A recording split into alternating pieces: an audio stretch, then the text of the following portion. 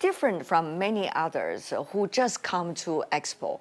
Both of you guys traveled in China extensively before making your trip here, right? Tell us about your trip in localities in China. We visited Qingdao. We drove 350 kilometers to get to a farm and to actually see a farm for equipment that we want to bring to Colombia. We want to start to import some of the technology that we have here. It's amazing the development that you have in research and development. It's amazing what you have been achieved in the past years, and we want to buy that technology in order to be more efficient. We've actually been coming up here for over 10 years. We've been trying to get market access for well over 10 years. Yes. So we've travelled a lot to Beijing over the years and other cities. A couple of months ago we were up here and we went to Yunnan. Yes. And this last week we went to Sichuan, because what we're trying to do is work with the Chinese growers as part of a goodwill program to help them improve their production practices in their avocado industries. What you just said, very interesting, that you not only want to have access to the market, but also actually you are nurturing the skills of possibly your future competitors. How does that work in trade? I mean, it's not just one-way traffic. It's not just a win and lose, but rather win-win. How does that work? Yeah, so we see the market here in China for avocados is enormous. It's only at the very early stages of growth. I think last year 60,000 tonnes, but the potential in the market here is enormous. You study your numbers, my friend. And we think there's plenty of room here for both the Chinese industry and the avocado industry. Well, these two gentlemen are busy traveling around China.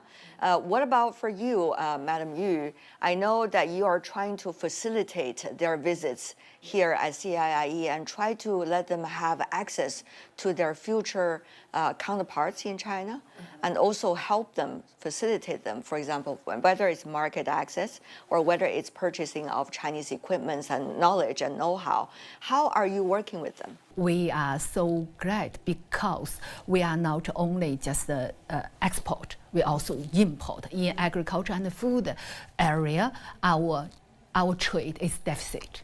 So the deficit last year, for example, is over the $132.9 billion US dollar, but I think we still have to learn more. Just like you just mentioned, one thing is very interesting, competitor, potential competitor. So this is the very warm things and very special things in agriculture, in the farmer, among the farmers. You know, we want to move forward together, not only by ourselves. Though that means the old industry move together, that means we just give the voices to the global consumers. Right. So that's why it's very special one and very warm one. Okay. So for us, we want every good, high quality things, especially the food and the culture, should be known by Chinese consumers. How does trade work? Because these days we have multilateral trading systems such as the WTO. We also have regional trade mechanisms. For example, RCEP, Gonzalo, about a bilateral free trade agreement, multilateral trading mechanism. How does that work for a country like a developing one, yours? One of the aspects that we have seen is tariffs is not only the problem right now. As I shared with the avocados from Australia, the problem is market access. And it's also that many countries, we cannot produce everything that we need. We need to cooperate. And that's the principle that we have learned since the 80s. Because, for instance, right now, the metro for Bogota is being developed by a Chinese company. It's the largest metro of all Latin America. It's 24 kilometers, the first line. And it's going to be start in operation in 2025. So that is something that we are working together, and we start looking more to the relationship between Asia and Latin America, because we have some stuff that maybe you don't have here. For instance, water. 65% of the farms that we produce poultry use rainwater because it rains a lot. And twice the fed that one chicken consumes per day is water. So you need a lot of water to produce chicken and eggs, and that is something that we have been working really tough. and all the sustainability and everything. So I believe that we need to see trade as a win-win relationship, and that's why we are here. We have crossed all across the world because there is an opportunity for both of our countries regarding trade. Lou, now here comes the issue. I would like to ask you as well. Trade is becoming a more controversial topic, unfortunately. So when you are working on your association, how do you make sure the products that you are in charge of will be less impacted by the ferocious debates about geopolitics, the disputes that we see in certain cases about trade? Just I think from my personal opinions, I think there are two sides. Yeah, so one side, because China has already signed 22 FTA with the more than 29 regions and countries. So yeah, free trade agreement. So it's very important. And then it's not only promote the import in Chinese market in agriculture and the food area, but also we promote export. So because we are not only we are the second agriculture and trade countries in the world, so we export a lot. So I think from this side, the marketing access is also very important for Chinese companies and the Chinese industries. Right. Yeah, so it's the very equal, I think, sometimes. But now today we're talking about the avocado and the poultry from the Colombia cannot receive the marketing access. For us, also our poultry, well-cooked poultry or fresh poultry, cannot to export a lot of places because of the protocol. We have to talk with, negotiate it with protocol. So this is, so I think must be benefit the old industry. Mm-hmm. Yeah, and the second thing, the other side, I think we can see the competitive. For us, I think the high quality development in China and the new productive, the quantity first forces in China is in agriculture sector is the food safety. Yeah, this is a priority thing. So I think, and also with this basic line, now you can just talk about innovation, you can talk about the other things, what you want. So I think I totally agree with both friends from Australia and Colombia. Yeah, the competitive exists, not today.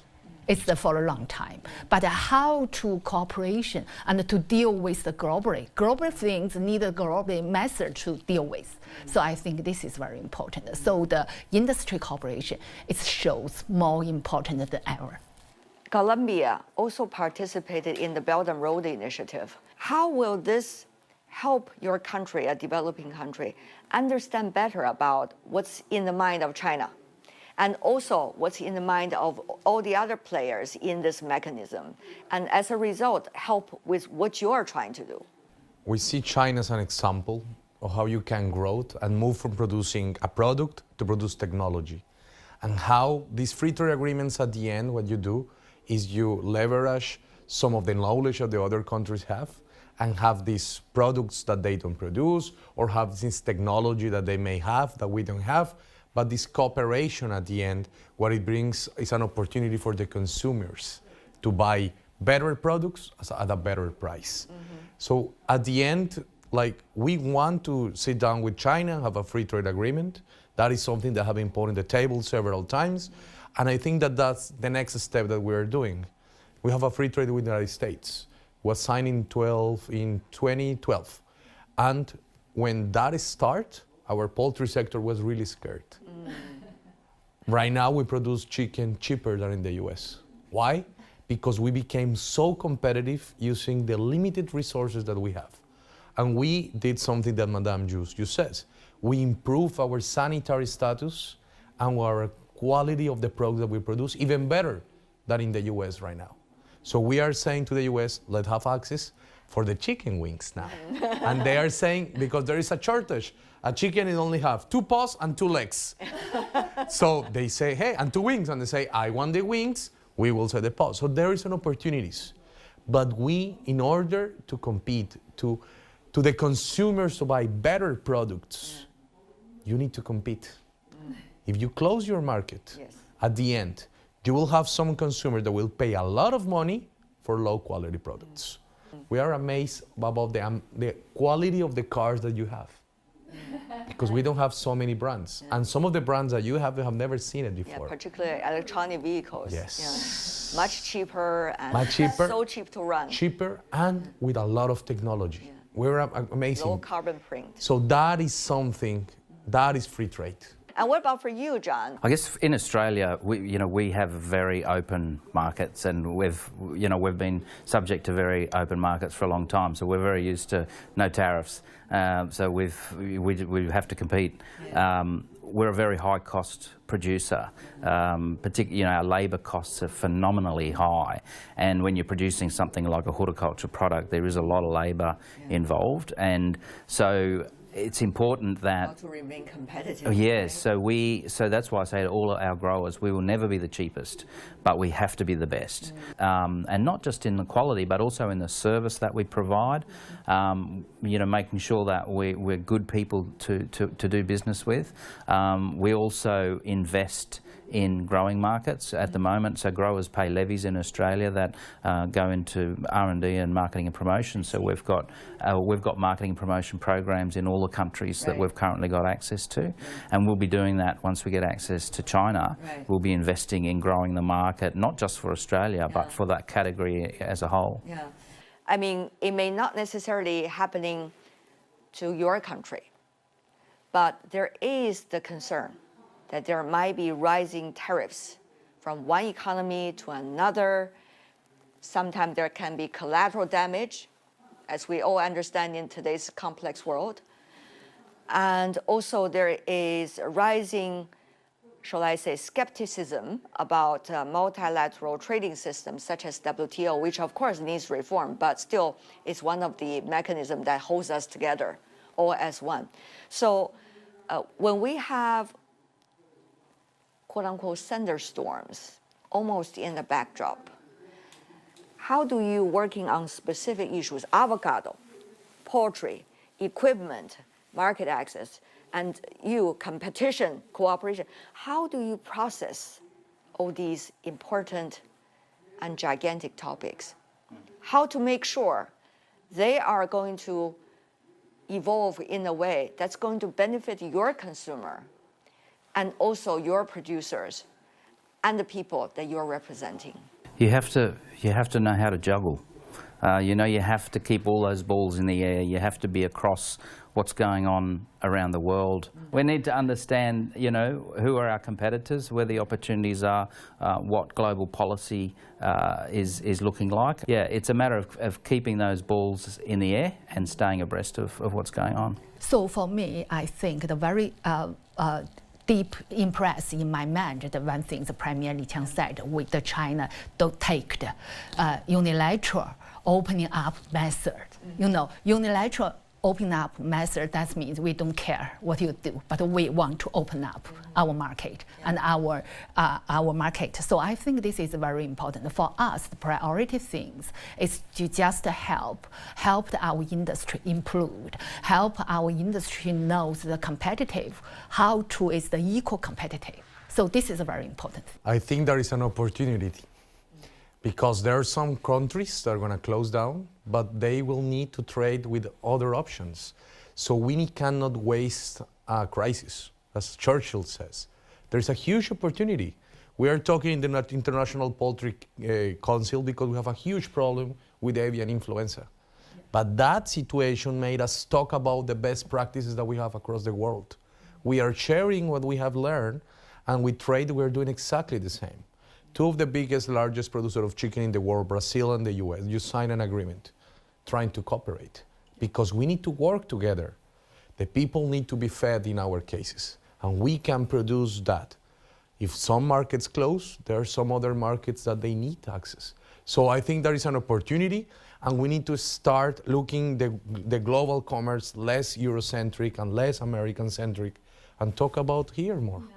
That's why we are here. Fascinating conversation, ladies and gentlemen, I have to say. And we hope we can work together as all of you just beautifully illustrated.